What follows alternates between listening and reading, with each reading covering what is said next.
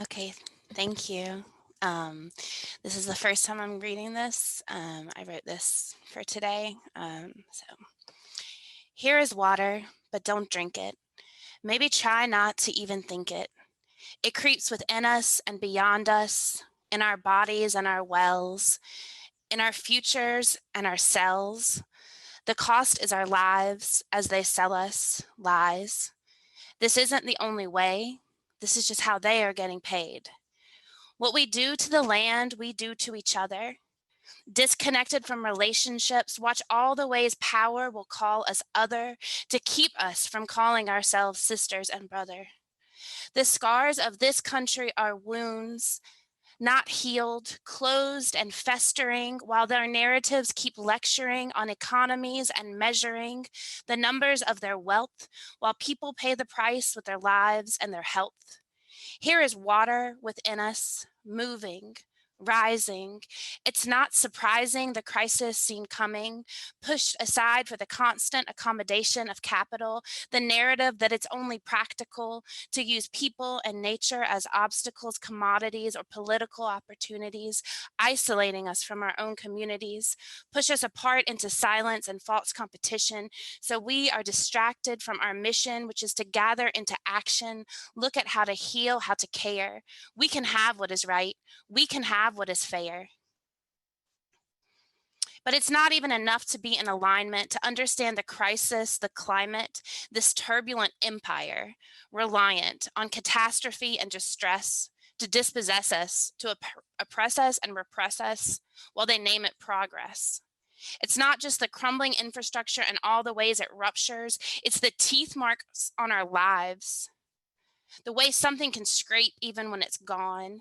It's the forests that are not disappearing, they are being stolen, are being raped, while the waters flood, fires rage, the earth quakes, desecrated, molested, and sold, cut down and replaced by imitations of itself, a caricature of the world we can have.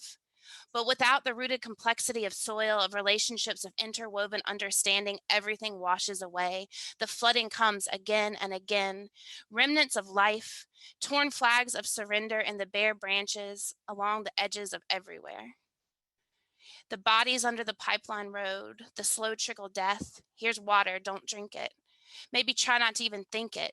How can you when there's holes in the ceilings, the neighbors are being evicted, the foundations are shaking, everything is breaking, enabled by exploitative lawmaking? But also, when silence is betrayal, we know we can't be silent. But it's beyond our words, all this violence. It's where we put our bodies. It's the silence from our bodies. Watch the bodies who are forced out of their bodies. Our bodies, the cost of our health constantly measured against the hoarding of wealth. The cost of this extractive war economy is death. Structural reasoning cannot bargain this away with some new jargon, but here we are called an apocalyptic jubilee. It is beyond you. It is beyond me. But no one else is coming to do this for us. Here's the water, don't drink it. Here's the future for my child. Here are some places someone might call wild. Here's the pleasure of sweet air, the relief of breaths without choking, of systems repaired beyond voting. Here is the mountain which will not grow back. Here is the absence of too many things. The violent erasure of what's still tending, what can start healing, what can be mending, but not while the steep blade of this apparatus keeps cutting away, keeps the arrangement of destruction and production, as if this is the inevitable conclusion, instead of what it is, a violent strategy of delusion and confusion and arrangement of false solutions. This great chain of being undermines our potential. The hierarchy seeped into the mundane, the violent campaign to maintain and grow power imbalances, fed by the lie of scarcity, the warfare of disparity to concentrate power.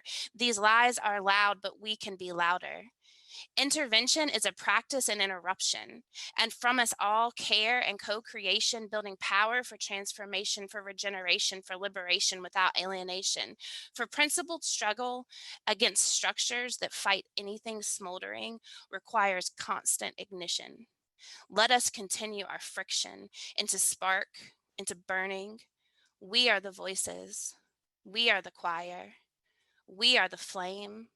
We are the fire. We have the truth of abundance, of enough, of each other.